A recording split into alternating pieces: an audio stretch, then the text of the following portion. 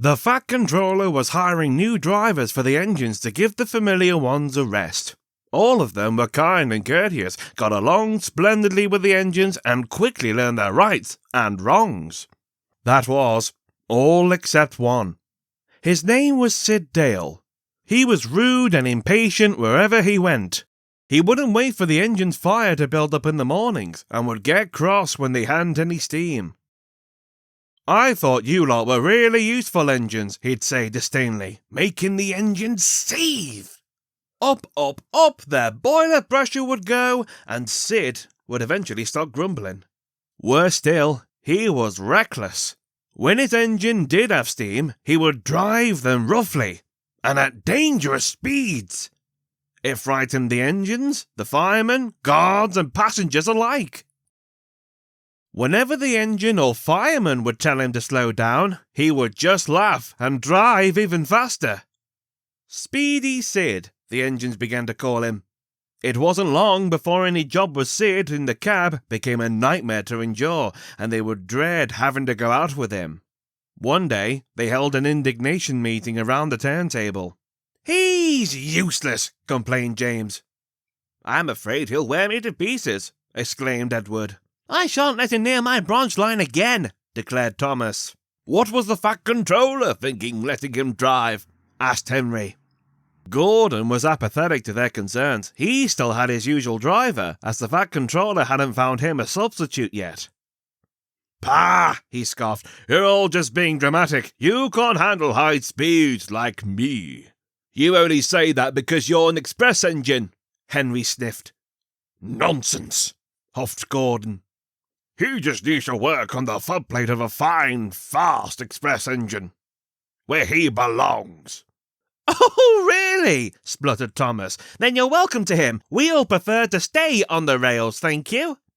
Unfortunately for the engines, they couldn't escape working with Sid just yet. "Until I find a replacement, you all must do your best to cooperate with Mr. Dale," said the Fat Controller. "But he won't cooperate with us," whispered Percy. The other engines silently agreed. I'm sorry to say, Sid's behaviour only got worse. Soon, his carelessness was causing accidents all over the island. One day, he ditched Thomas into a turntable because he was too impatient to let it turn. Then, he drove Percy into a siding much too fast and smashed him through the buffers. He stopped James in the wrong place under the hopper and covered him in filthy coal. He crashed Doc into some trucks, derailed poor Edward on the points, and made Henry overrun the station, and he refused to even climb aboard Toby for being too slow. Much to the tram engine's relief. But somehow Speedy Sid seemed to have an excuse ready for the Fat Controller every single time. It was the fireman who didn't line the turntable. The brakes need to be looked at. Blasted signalman sent me down the wrong line. Eventually the engines had had enough. They refused to leave their shed should Sid be the one to open the door. All but Gordon refused to work with Sid, so reluctantly the Fat Controller decided that he would drive the big express engine.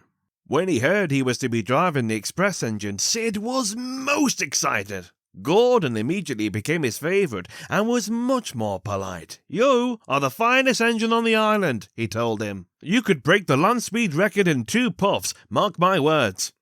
Of course, Gordon liked hearing that very much indeed. The engines were not pleased to hear the arrangement at all. It made Gordon more pompous than usual, and he still ignored all their warnings about Sid.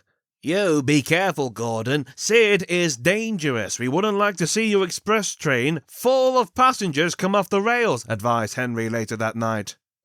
"Rubbish," snorted Gordon. "Now he's aboard a proper engine like myself. He'll be right at home. Tomorrow he'll help me break the speed record. Just wait and see." The other engines were too tired to argue, so they went to sleep instead. The next day, Gordon was thundering along the main line with the express. He was puffing as hard as he could, using all his strength to break the speed record. Sid had his throttle nearly open all the way as they flew through Edward Station and charged up Gordon's Hill. "I'm the finest and fastest. No engine can match me." "Come on, Gordon. You can go faster than this," encouraged Sid. The fireman, whose name was Albert, was getting concerned. "You're pushing him too hard. Slow him down, right away." "I didn't ask for a fireman's opinion," snapped Sid, and yanked the throttle open to full steam. Then there was trouble. A steam pipe suddenly burst, and the cab was engulfed in a cloud of white.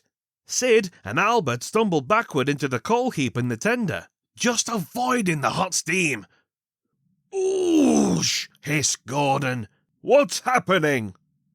But there was more trouble still. At that moment, Gordon crested the hill and began rocketing down the other side, out of control, rattling along at an alarming pace.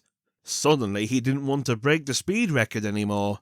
"Ooh!" he groaned. "Slow me down! Slow me down!" "I can't!" shouted Sid. "It's too hard to reach the controls! What do we do?"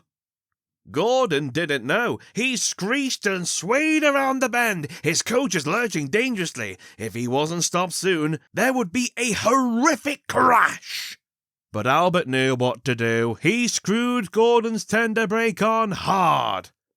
Then he covered his face with his jacket, and with a handkerchief in hand, he leapt into the cloud of steam.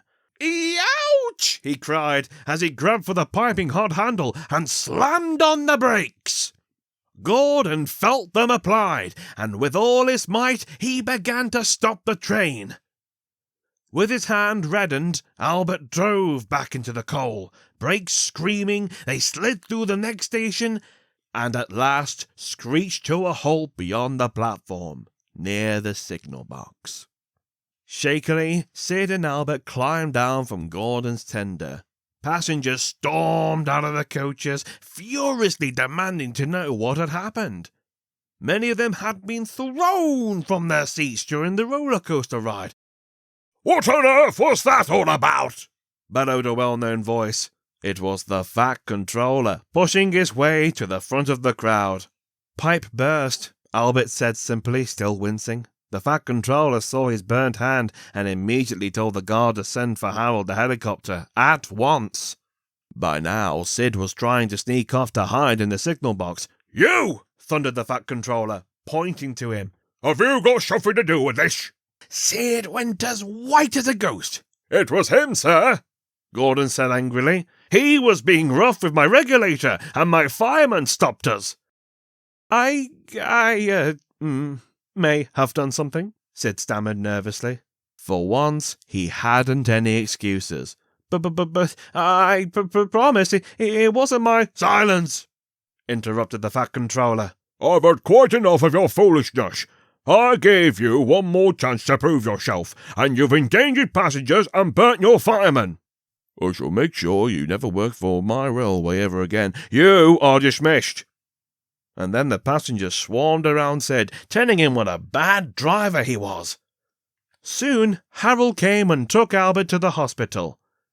He was away for many weeks. Gordon and the other engines were very worried about him.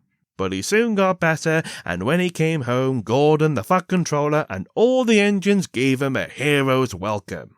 The Fat Controller even had a surprise for him. "For the heroic act of stopping the express, I present you with this Medal of Honor," he said all suspiciously. But what of Sid? The Fat Controller was as good as his word. Sid was replaced by a much friendlier, more cautious driver who the engines liked much better. Now even Gordon was glad that he wouldn't be driven by Sid anymore. Well, poor old Sid," chuckled Thomas. "He wanted to be on the footplate, but I expect that now Mr. Dale is on the dole." The engines laughed together, while Gordon wisely stayed silent.